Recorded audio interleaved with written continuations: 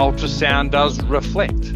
So, in some cases that can help us because we might get a sound that's hidden from us and it'll reflect off a surface so we can detect it. Other times we can easily make an error and think there's a source of ultrasound, whereas it's really coming from somewhere else. So in this case, for example, we see reflection there, but in that case, that's a handy little reflection that allows us to detect it, which is handy with electrical cabinets, for example.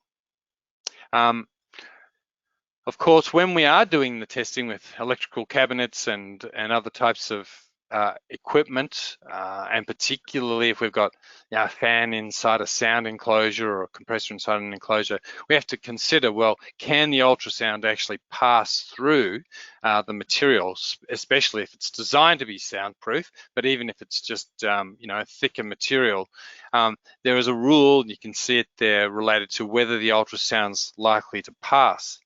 The good news about this is that we can use this rule to help us focus on where the ultrasound is really coming from. So if you detect ultrasound, you can use, well, as you can see it there, a rag, a gloved hand, a notebook, piece of card or cardboard, to block other sources of ultrasound and make sure the ultrasound's coming from where you think it is.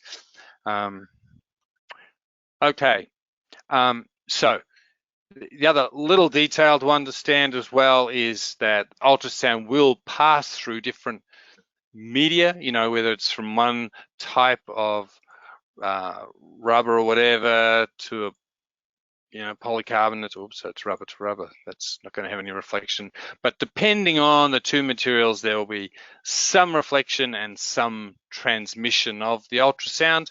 And it's just one of those things to understand, that the difference in materials will affect just how much will reflect and how much will be allowed to pass. There will be transmission.